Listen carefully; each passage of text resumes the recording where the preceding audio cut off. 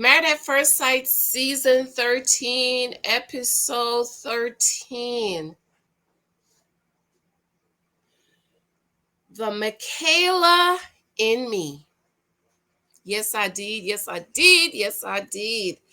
The Michaela in Me. This is actually a spin-off from one of my books that I'm writing from a specific woman in the Bible.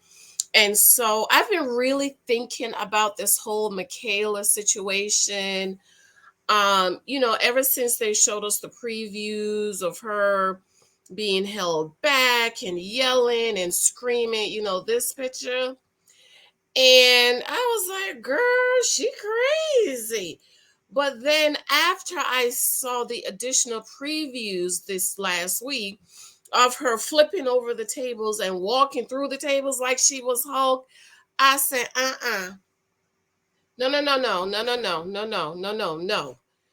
There is something else that's going on. And so I am trying to walk a very careful line with talking about Michaela because it is my conclusion. Michaela did not need a husband. Michaela needs a psychiatrist, a psychologist, a life coach, a life coach, a therapist. She need all them people, okay? Because while I can see somebody holding me back so I don't put my paws in somebody, I just can't see myself walking through tables. And guess what? If it was a little kid at school, they would be calling the child study team, right? And so I've been thinking about this ever since Wednesday. I said, you know what? I really want to try to be careful with talking about the scenes that we've seen and what she's been saying on Instagram, so on and so forth. So I am wearing my first lady's hat today because I need to be compassionate. And when I was younger, I always felt that I could be a good first lady because my mother in the face of Nebraska, Edna Nebraska, was an excellent first lady, and I just adored her. But as I got older, I realized that I ain't like people like that. Because see, people be getting on my nerves, and I don't want to be a first lady cussing people out. And so I changed my mentality and said, you know what? I just need me a man that is saved, baptized, filled with the Holy Ghost, love Jesus, pay his tithes. No, that's all I need. He need to be no preacher, no prophet, no apostle, no pastor, no evangelist, none of that. I just need him to be saved and be a brother of the church. Thank God. The Lord bless me. Hallelujah. I want to thank you for your love and support. I am almost at my 12,000 subscribers. Jesus, this has been the longest 1,000 people I've tried to get in my lifetime. But I know my content is different. It's hard, but it's true. And if you listen, it will help you. So I want to thank you for that. Thank you for those comments on Ready to Love. Child, those women, I'm going to come back and talk about them. One girl says she's a headache, but it's worth it. I don't know nobody that loves a headache, okay? Thank you for your love with my books, my newest journal, Moments Wisdom Journal, and of course my book, 23 Types of That's the Naked Wife. This one, 23 Types of Guy. In Christ I Am. How many of you know you need to love yourself? Because if you don't love yourself, how can you expect somebody else to love you? And that's why I'm wearing my Made to Be Adored. We're made to be adored, ladies, by our husbands. But how many of you know that if you don't love yourself, it's hard for a man to love you? And that's why today my topic is the Michaela in me. Because there's a lot of women getting married. You don't need to get married, honey. You need Jesus. In my 23 Types of Guys You Might Meet book, one of the guys in here that I wrote about is a man named Jesus. Because some of us, while we're praying and believing God for a husband, some, so you don't need no husband. You don't need no husband. You need Jesus. And see, Michaela is the woman that needs the Lord Jesus. Now, I am one of those people who believe all people of color descended from slaves, that we were stolen stolen from our homeland, the motherland, Africa. We all need counseling because we all have traumatic past. I remember one of my African American professors, this man was like 50 and he could not watch Roots, right? We had to watch it in school, and he would press play and walk out the room and sat outside in the hall. And I know there's a lot of people that I don't have a problem watching because I can work it in my head, but I know a lot of people cannot. And so I am one of those people that believe we need to go to counseling. Now, remember when I made the video, has Married at First Sight found their angry Black woman? And a lot of y'all got mad at me, but I knew exactly what I was talking about. Because as I shared, a few of the Black girls that's been on Married at First Sight have told me themselves that Married at First Sight wanted them to act crazy like the angry Black woman, and they said no. And so it is my conclusion that Married at First Sight has been looking for that one Black woman who will go off, act crazy, yell, scream, and throw stuff. And they have found her in Michaela. Now, let's just all be fair. Most of us have been here where somebody might have to hold you back from beating somebody's behind at work, at school, wherever on the streets, right? But I don't know how many of us have walked through tables and flipped tables over, okay? I haven't done that. I've never been have to held back. I used to fight and all. Okay. And so when I said what I said, I knew exactly what I was talking about. Now, Michaela has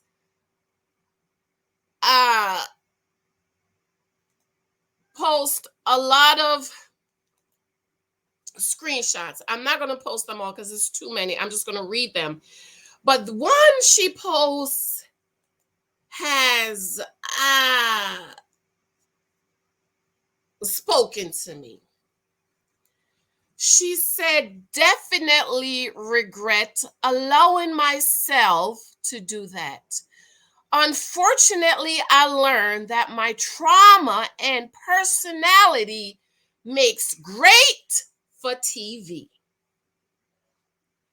What did I say when they show us the preview? I asked the question, has Married at First Sight found their angry Black woman?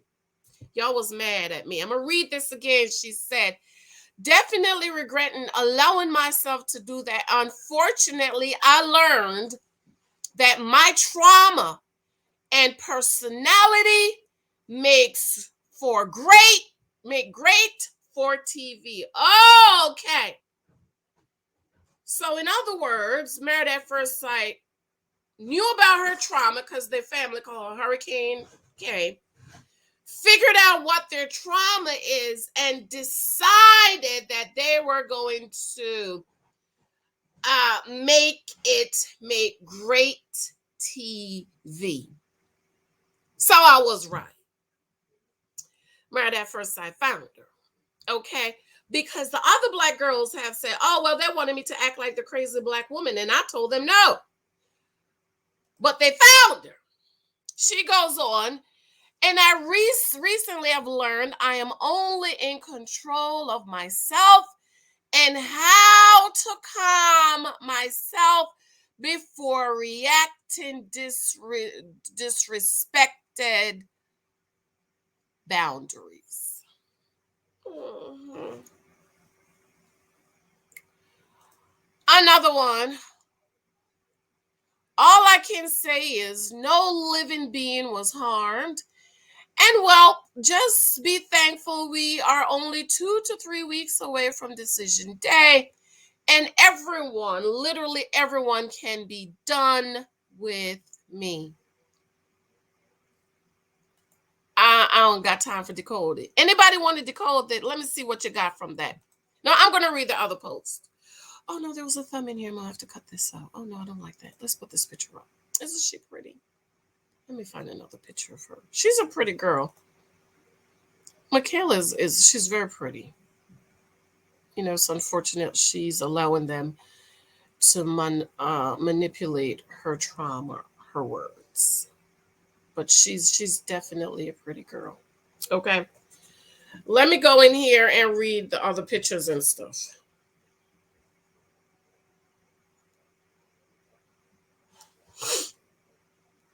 So she's saying, unfortunately, she learned that her trauma makes good TV. This for all y'all that was yelling and screaming. And when I said, I don't know, something is off about her. She goes on to say, one of the other posts, she says, I am not with the person I was matched with. As I understand it, he is with the person he preferred. So right there, Michaela is letting us know that Zach didn't want a black girl. You know his brother chose a white woman. Now, y'all know me. I'm all for be happy. Your husband is a choice. Your mate is a choice. You choose who you want to be. Life on earth is, you're living your life. I believe every man and woman should choose the person they want to spend the rest of their life is, because the two most important decision any person will make is, number one, where you will spend eternity, heaven or hell, Jesus, and number two, who you will live your life journey with on earth. And I think everybody have a right to choose. Okay. So she's letting us know that brother Zach wanted a white woman or a non-black woman. Okay. I'm going to move that thumb, but I love that picture of her. Okay. Yes, honey. Okay. She goes on to say, and I do not need anyone rooting for me on a cusp. LOL, dislike me. I cannot change perspective. Just know that I'm continuously working to do better. That's good. No excuse, but this expression of trauma happened 6 months ago. Okay. So you're telling us you flipping over the table was an expression of trauma. So when did her father die? What happened 6 months ago, Michaela? Oh, she's saying this incident happened 6 months ago. Okay. She goes on to say, and to reiterate, I am not in contact with my former match. They are safe from me and made the right decision to leave and find new love and happiness. Woo, there she says so many ands. In other words, she's talking about Zach.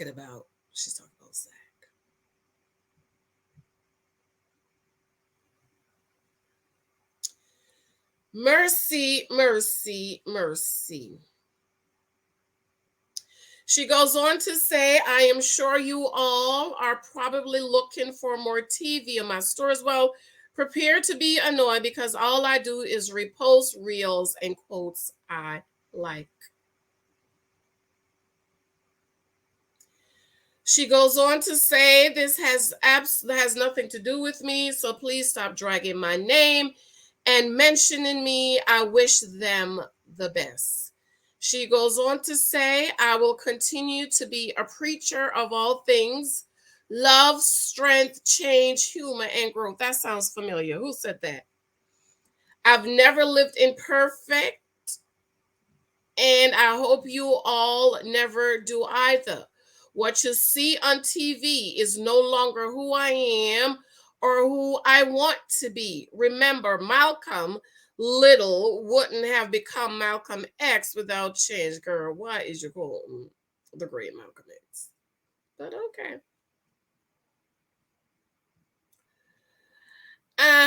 Then she deleted her thingy. So I don't know if she put it back up. I haven't really been on. I've been busy writing. I have some other ones I'm going to read later because I don't want this video to be long. So the thing about Michaela is that as women, we really need to make sure we are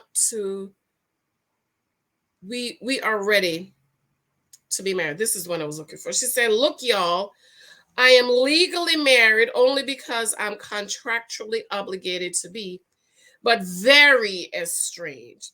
I have not spoken directly to that man in months. Whatever him and her have going on has absolutely nothing to do with me. I wish them the best.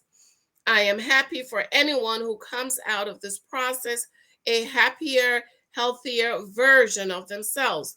The experts do get many things right in this process, even if the editing doesn't reflect that. And I'm grateful for the opportunity to have been a part of it and a catalyst for change. Many former cast members are now in beautiful relationships because of the lessons given to all of us. No one is perfect, but there is a perfect someone for all of us. And that's with a squinty eye to make us think she's seen somebody. Ladies, we must absolutely make sure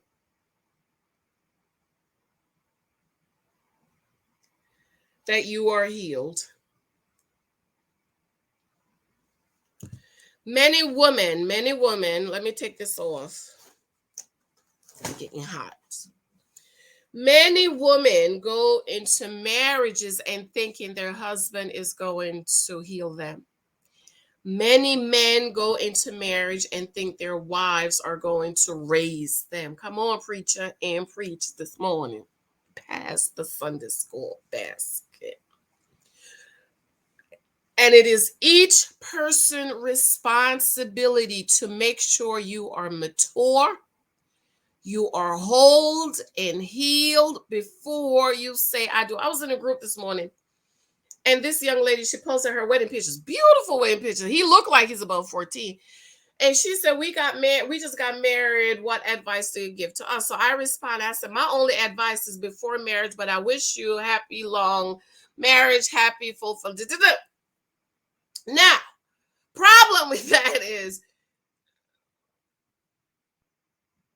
history. I'm gonna stop right there. I ain't gonna say nothing. History. The thing is, you can't go into marriage broken and think that the marriage is gonna fix you and heal you, because that's not marriage responsibility. Neither is it your mate's responsibility. And Michaela, like many of us ladies, because each person, I try to put ourselves in their shoes, or I'm trying to say, look at this person. Is this you?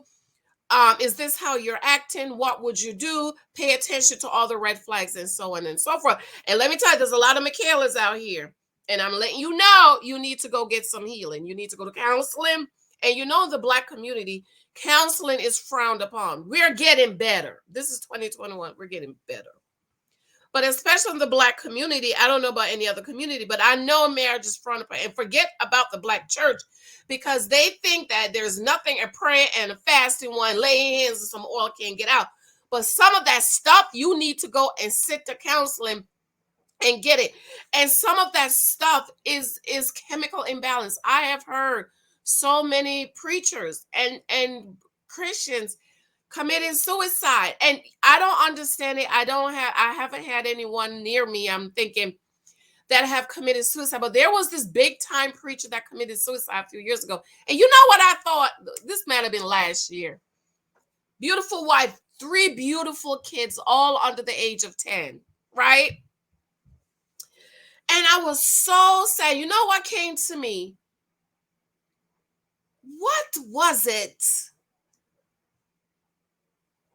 that caused him to choose suicide, taking his own life over being here with his little babies? Let me tell you, tomorrow's Monday, and I'm already thinking about calling out, because I don't want to go work. I want to stay home with my kids. I don't like to be away from my babies. And I remember when I heard the news, I said, oh my God, 3 beautiful babies. They might all be like under 7 or something. And I'm thinking, what was it? I think I did a post on it last year. I might have did a video. What was it that made him choose to leave this place than stay here with his little babies? How many of y'all know, Christian people, that everything is not a spirit. There's some people who have chemical imbalance in their brain that needs to go see a psychiatrist and get some medicine. A matter of fact, I have a very close family member close to me. We're not blood related. And when she's off her meds,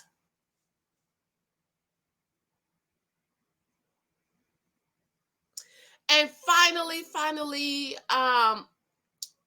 me and my husband, we worked with a social worker, and we got her into a nursing home.